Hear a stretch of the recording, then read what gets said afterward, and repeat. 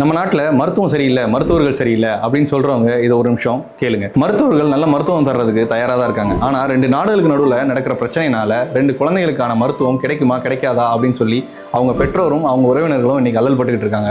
அதை பற்றி தான் இன்னைக்கு நம்ம பார்க்க போகிறோம். சரி, அது என்ன பிரச்சனை அப்படின்னு பார்க்கறதுக்கு முன்னாடி நீங்கள் இந்த சேனலுக்கு புதுசாக வந்திருக்கீங்கன்னா நம்ம சேனலை சப்ஸ்கிரைப் பண்ணிட்டு இந்த வீடியோவை ஃபுல்லாக பாருங்க. இப்போ நம்ம பேச போகிற பிரச்சனை மாதிரியே 2014 ஒரு சம்பவம் நடந்திருக்கு. அது என்னன்னு நான் உங்களுக்கு சின்னதாக சொல்லிடுறேன்.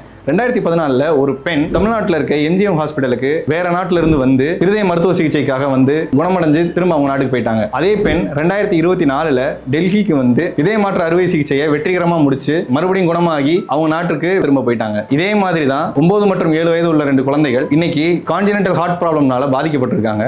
அவங்களுக்கு கிடைக்க வேண்டிய மருத்துவம் 2 நாடுகளுக்கு இடையே இருக்க பிரச்சனைனால இன்னைக்கு தடைபடுமா அப்படின்ற ஒரு அச்சத்தில் இருக்கு. சரி, என்ன பிரச்சனை அப்படின்னு நம்ம பார்த்தோம்னா, பாகல்காம்ல தீவிரவாத தாக்குதலால இந்தியாவுக்கும் பாகிஸ்தானுக்கும் இடையே மனக்கசப்பு வந்துருச்சு. இந்த மனக்கசப்பு காரணமா பாகிஸ்தான் என்ன பண்ணிட்டாங்கன்னா, இந்தியாவுக்கு எல்லா பாகிஸ்தானியர்களும் உடனடியாக பாகிஸ்தானுக்கு திரும்ப வந்துருங்க அப்படின்னு சொல்லியிருக்காங்க. இதுக்கு இடையில அடுத்த வாரம் ஆபரேஷன் அப்படின்னு சொல்லி டெல்லியில இந்த 2 குழந்தைகளுக்கு சர்ஜரி ஃபிக்ஸ் பண்ணியிருக்காங்க டாக்டர்ஸ். இப்படி ஒரு இக்கட்டான சூழ்நிலையை எப்படி ஹேண்டில் பண்றதுன்னு தெரியாம அந்த 2 குழந்தைகளோட பெற்றோர்கள் தவிச்சிட்டு வராங்க. ஏற்கனவே டிராவல், ஃபுட், ட்ரீட்மெண்ட் அப்படின்னு சொல்லி ஒரு 10 லட்சத்துக்கு மேல செலவு பண்ணவங்க இப்ப ட்ரீட்மெண்ட்டை முடிக்காம எப்படி நம்ம நாடு திரும்புறது அப்படின்னு சொல்லி மிகப்பெரிய மனக்கவலையில இருக்காங்க. அது மட்டும் இல்லாம அவங்க இருதரப்பு அரசாங்கத்திட்டையும் ஒரு கோரிக்கை வச்சிருக்காங்க. என் குழந்தைகளுக்கு எப்படியாவது மருத்துவம் பார்க்கணும் அப்படின்னு சொல்லி அந்த குழந்தைகளுக்காக நம்ம ப்ரே பண்ணிக்குவோம். மேலும் இதை பத்தின அப்டேட் நீங்க தெரிஞ்சுக்கணும்னா ஆனியன் சேனலை சப்ஸ்கிரைப் பண்ணிட்டு ஒரு லைக் பண்ணிட்டு கமெண்ட்ல அப்டேட் அப்படின்னு சொல்லி மென்ஷன் பண்ணுங்க. அடுத்த அப்டேட்டட் வீடியோவை உங்களுக்கு நாங்க போஸ்ட் பண்றோம். பாய்.